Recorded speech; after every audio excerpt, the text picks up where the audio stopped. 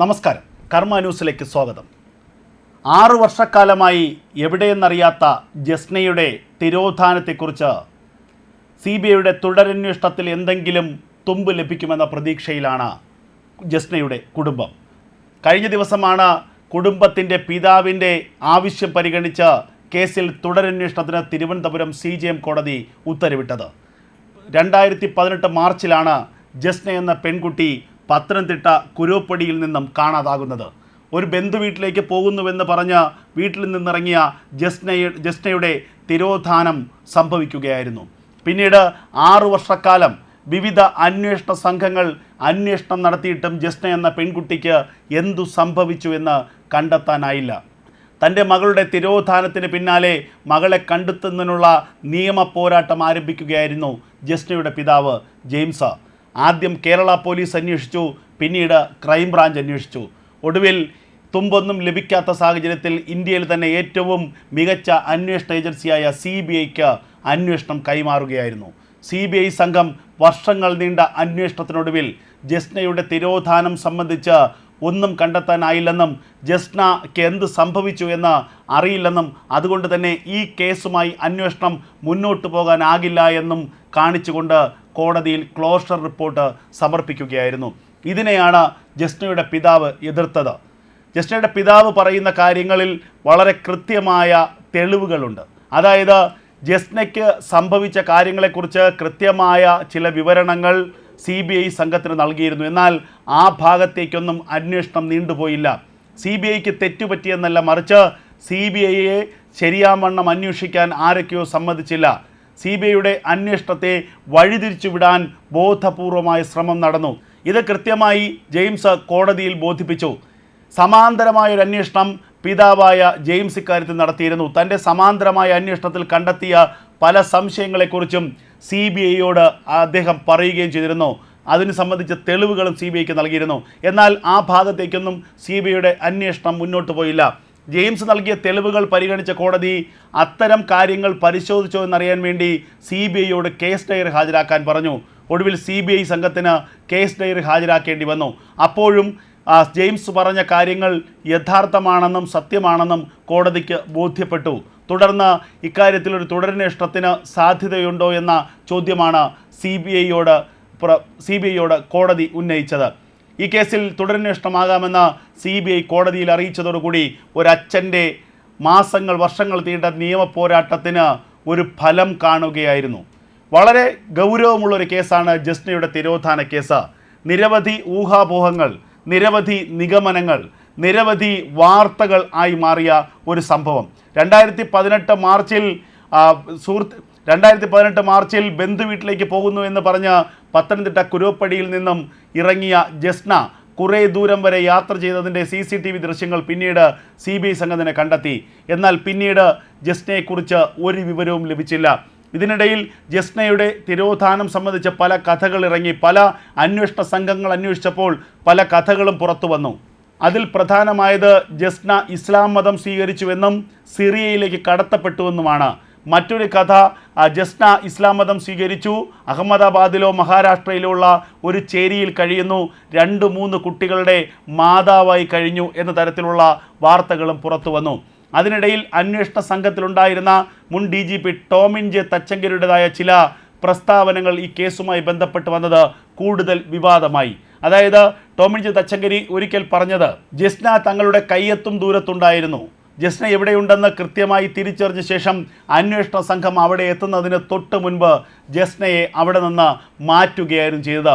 പിന്നീടും ജസ്ന എവിടെയുണ്ട് എന്നും ജസ്നയ്ക്ക് എന്ത് സംഭവിച്ചുവെന്നും ജസ്നയെ ആരാണ് കൊണ്ടുപോയതെന്നും സംബന്ധിച്ച് കൃത്യമായ വിവരങ്ങൾ കേരള പോലീസിൻ്റെ പക്കലുണ്ടായിരുന്നു. എന്നാൽ ആ വിവരങ്ങൾ പുറത്തുവിടാൻ കഴിയാത്ത സാഹചര്യമാണ്. ജസ്നയുടെ ജീവന് ഭീഷണി ഉള്ളത് കൊണ്ട് തന്നെ ആ വിവരങ്ങൾ പരമാവധി രഹസ്യമായി സൂക്ഷിക്കാനാണ് അന്ന് കേരള പോലീസ് തീരുമാനിച്ചത് എന്ന ഒരു നിലപാട്, ഒരു പ്രസ്താവനയാണ് ടോമിൻ ജെ തച്ചങ്കരി പിന്നീടൊരു കാലത്ത് മാധ്യമങ്ങൾക്ക് മുന്നിൽ പങ്കുവച്ചത്. എന്തുകൊണ്ടാണ് ഒരു കുടുംബത്തോട് പറയാൻ, ജസ്നയ്ക്ക് എന്തു സംഭവിച്ചു, ജസ്ന എവിടെയാണ് എന്ന് ജസ്നയുടെ കുടുംബത്തോട് പറയാൻ പോലീസിന് ഉത്തരവാദിത്തമില്ലാതായത്? എന്തുകൊണ്ടാണ് ജസ്നയെ ഇരുട്ടിൻ്റെ മറവിൽ മാറ്റി നിർത്താൻ കേരള പോലീസ് തീരുമാനിച്ചത്? അതോ കേവലം ഒരു അതോ കേവലം ഒരു പബ്ലിസിറ്റി സ്റ്റണ്ടായി മാത്രം ടോമിൻ ജെ തച്ചങ്കരി പറഞ്ഞതാണോ ജസ്നയുമായി ബന്ധപ്പെട്ട കാര്യങ്ങൾ? എന്തായാലും അതിനുശേഷവും നിയമപോരാട്ടം തുടരുകയായിരുന്നു ജസ്നയുടെ പിതാവ് ജെയിംസ് കോടതിയിൽ സമർപ്പിച്ചതിൽ പ്രധാനമായി പറയുന്ന ചില കാര്യങ്ങൾ. ജസ്നയുടെ തിരോധാനത്തിന് മുൻപ് തന്നെ ജസ്നയ്ക്ക് അമിത രക്തസ്രാവം ഉണ്ടായിരുന്നു. കാണാതാവുന്നതിന് തൊട്ട് തലേ ദിവസം ജസ്നയ്ക്ക് അതേ അനുഭവമുണ്ടായി. അതേക്കുറിച്ച് സുഹൃത്തിനോട് സംസാരിക്കാനാണ് ജസ്ന വീട്ടിൽ നിന്നും ഇറങ്ങിയത്. അമിത രക്തസ്രാവം എന്തുകൊണ്ടുണ്ടായി? ഗർഭനിരോധന ഗുളികകൾ കഴിച്ചതുകൊണ്ടാണോ അമിത രക്തസ്രാവം ഉണ്ടായത്? ഇത് സംബന്ധിച്ച തൻ്റെ സംശയങ്ങൾ പരിശോധിക്കാനോ അത് സംബന്ധിച്ച് ശാസ്ത്രീയമായൊരു മെഡിക്കൽ പരിശോധന നടത്താനോ CBI സംഘം തുനിഞ്ഞില്ല.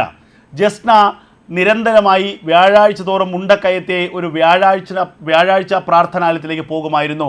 ജസ്നയുടെ ഒരു അജ്ഞാത സുഹൃത്താണ് ജസ്നയെ ഈ വ്യാഴാഴ്ച പ്രാർത്ഥനാലയത്തിലേക്ക് കൊണ്ടുപോയത്. ഇത് വീട്ടുകാർ അറിഞ്ഞിരുന്നില്ല. താനിത് അറിഞ്ഞപ്പോൾ വൈകിയിരുന്നു. ഈ പ്രാർത്ഥനാലയത്തിന് ജസ്നയുടെ തിരോധാനവുമായി ബന്ധമുണ്ട്. ജസ്നയെ ഇവിടേക്ക് എത്തിച്ച അജ്ഞാത സുഹൃത്തിന് ജസ്നയുടെ തിരോധാനവുമായി ബന്ധമുണ്ട്. എന്നാൽ ഈ അജ്ഞാത സുഹൃത്തിനെക്കുറിച്ചോ ഈ പ്രാർത്ഥനാലയത്തെക്കുറിച്ചോ അത് കേന്ദ്രീകരിച്ച് നടക്കുന്ന പ്രവർത്തനത്തെക്കുറിച്ചോ CBI സംഘം അന്വേഷിച്ചില്ല. ഇത്തരത്തിൽ ഇതുകൂടാതെ കാണാതാകുന്നതിന് മുൻപ് തന്നെ ഒരു NSS ക്യാമ്പിൽ ജസ്ന പങ്കെടുത്തിരുന്നു. ആ NSS ക്യാമ്പിൽ ആരൊക്കെയാണ് ഉണ്ടായിരുന്നതെന്നും അവിടെ എന്തെങ്കിലും സംഭവിച്ചു എന്ന കാര്യവും CBI സംഘം പരിശോധിച്ചില്ല. ജസ്നയുടെ സുഹൃത്തുക്കളിലേക്ക് അന്വേഷണം നീണ്ടില്ല. ജസ്നയുടെ ഒരു ആൺ സുഹൃത്ത് എന്ന് പറഞ്ഞ് എല്ലാവർക്കും അറിയാവുന്ന ആളെ കേന്ദ്രീകരിച്ച് മാത്രമാണ് അന്വേഷണം നടന്നത്. അദ്ദേഹം ഇതിൽ നിരപരാധിയാണ്. ജസ്നയുടെ എല്ലാവരും അറിയുന്ന ആ ആൺ സുഹൃത്തിനെ കുറിച്ചല്ല താൻ പറയുന്നത്. അജ്ഞാതനായ ഒരു ആൺ സുഹൃത്ത് ജസ്നയ്ക്കുണ്ടായിരുന്നു. ആ സുഹൃത്തിനെ കുറിച്ചാണ് താൻ പറഞ്ഞത്. ആ സുഹൃത്തിൻ്റെ ഫോട്ടോ അടക്കം വിശദാംശങ്ങളാണ് ഒടുവിൽ ജെയിംസ് തിരുവനന്തപുരം CJM കോടതിയിൽ സമർപ്പിച്ചത്. ആ തെളിവുകൾ സ്വീകരിച്ചുകൊണ്ടാണ് കോടതി തുടരന്വേഷണത്തിന് ഉത്തരവിട്ടത്. ഈ തെളിവുകൾ രഹസ്യമായി സൂക്ഷിക്കണമെന്നും ഈ ആൺ സുഹൃത്തിനെ കുറിച്ചുള്ള എന്തെങ്കിലും വിവരങ്ങൾ പുറത്തേക്ക് വന്നാൽ അയാൾ രക്ഷപ്പെടാൻ സാധ്യതയുണ്ടെന്നും തെളിവുകൾ നശിപ്പിക്കാൻ സാധ്യതയുണ്ടെന്നുമുള്ള വിവരങ്ങളും ജെയിംസ് കോടതിയെ അറിയിച്ചു. രഹസ്യമായി അവ സൂക്ഷിക്കാമെന്ന വാക്കു നൽകിയാണ് തെളിവുകൾ കോടതി സ്വീകരിച്ചത്. അതിനുശേഷം അന്വേഷണ സംഘത്തലവനായ CBI SP-ക്ക് ഈ തെളിവുകൾ കൈമാറുകയാണ് തിരുവനന്തപുരം CJM കോടതി ചെയ്തത്.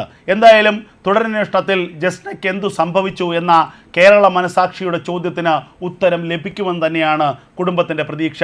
ഏറ്റവും പ്രധാനമായത് മുണ്ടക്കയം കേന്ദ്രീകരിച്ചുള്ള ആ വ്യാഴാഴ്ച പ്രാർത്ഥന നിലയത്തിലേക്കുള്ള അന്വേഷണം ഉടനുണ്ടാകുമെന്നാണ് വിവരം. ജസ്ന ഏതൊക്കെ കാലഘട്ടത്തിലാണ് അവിടെ പോയത്? ജസ്നയെ അവിടെ കൊണ്ടെത്തിച്ചവർ ആരൊക്കെയാണ്? ജസ്നയ്ക്ക് അവിടെ എന്തൊക്കെയാണ് നേരിടേണ്ടി വന്നത്? ആ പ്രാർത്ഥനാലയത്തിന് മറ്റെന്തെങ്കിലും ദുരൂഹമായ ഇടപാടുകളുണ്ടോ? ആ പ്രാർത്ഥനാലയവും ജസ്നയുടെ തിരോധാനവുമായി ബന്ധമുണ്ടെന്ന് ജെയിംസ് ഉറപ്പിച്ച് പറയേണ്ട കാരണം എന്താണ്? അജ്ഞാതനായ സുഹൃത്ത് ആരാണ്? ആ അജ്ഞാതനായ സുഹൃത്തുമായി ജസ്നയുടെ ബന്ധം എന്താണ്? ഏറ്റവും പ്രധാനപ്പെട്ട കാര്യം ജെയിംസ് തന്നെ പറയുന്നു, അതായത് ജസ്നയുടെ പിതാവ് ജെയിംസ് തന്നെ പറയുന്നു, ജസ്ന മുണ്ടക്കയം വിട്ടുപോയിട്ടില്ല.